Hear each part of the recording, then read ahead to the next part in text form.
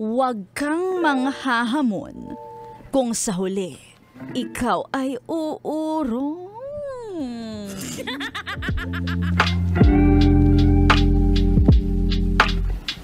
May kwento ako. Isa akong babae.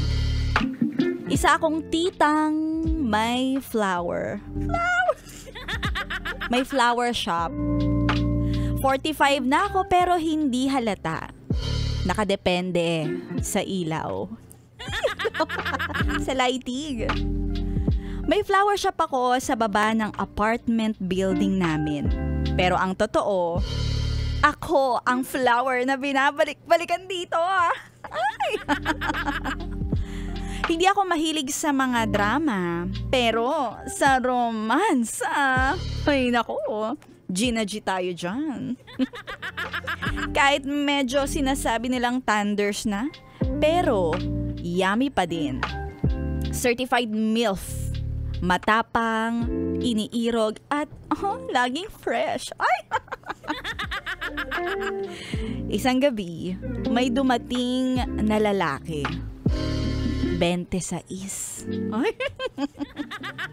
May abs na parang binaybay ng ruler.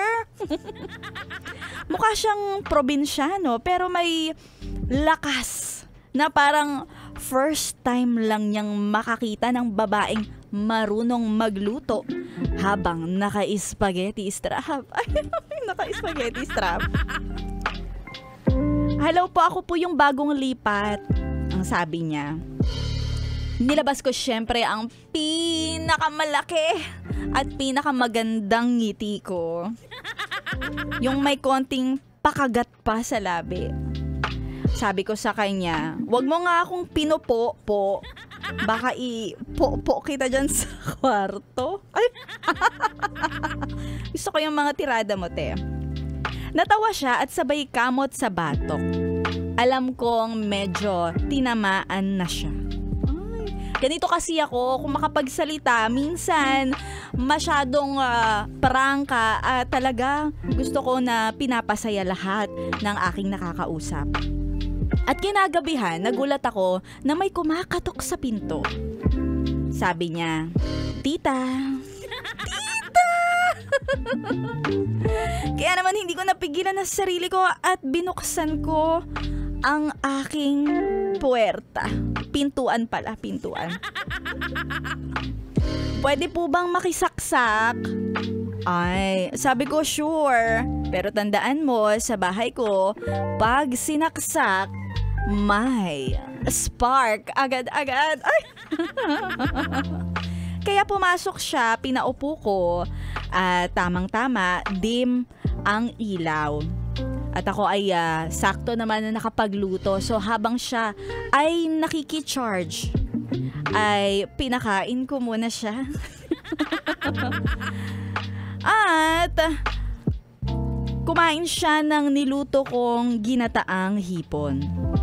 Medyo maanghang-anghang at kitang-kita ko na lumalabas talaga ang pawis sa kanyang dibdib. Habang kumakain siya, pinagmamasdan ko, paano ba naman kasi yung dila niya dumidikit-dikit pa sa kutsara. Parang may gusto pang tikman. Ay! Ayan, kaya naman, napakapit ako sa inuupuan ko. Pagkatapos ng hapunan, akmang aalis na siya. Pero, nahulog ang kutsara. Kaya napayuko siya. Napayuko si kuya. Tumambad ang likod, basang-basa ang kanyang polo. Sabi niya, pasensya na pawis ako. Gusto niya pa nga hubarin sa harapan ko ang suot-suot niyang polo dahil... Kaso lang, hindi ko rin kinaya. Akala ko ako na ang pinakamatapang sa lahat. Pero sabi ko sa kanya, sige, uwi ka na. Baka gabihin ka pa.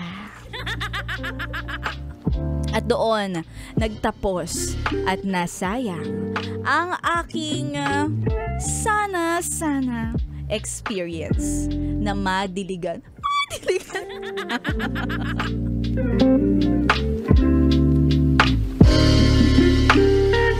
At yan ang ating kwentong MILF My Intimate Love and Fantasies para sa ating episode na pinamagatang Kuya, wag kang nangahamon kung sa huli ikaw ay uurong o ikaw hindi mo kinaya ikaw ang nag-umpisa, hindi mo naman kayang tapusin.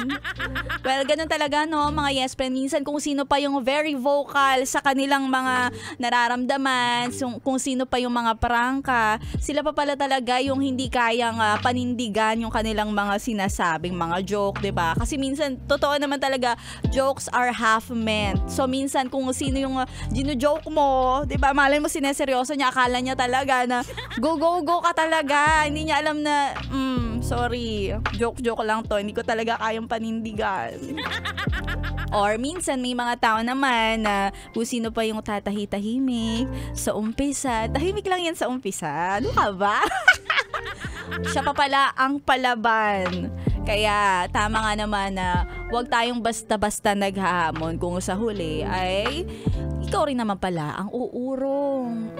Kaya naman sa mga yes friend natin, huwag mong iurong ang pakikinig, ituloy-tuloy mo lang ang solid sound trip. Kasama pa rin si Maria Morena hanggang alas 3. Dito lang yan sa 11.1 Yes FM. Solid.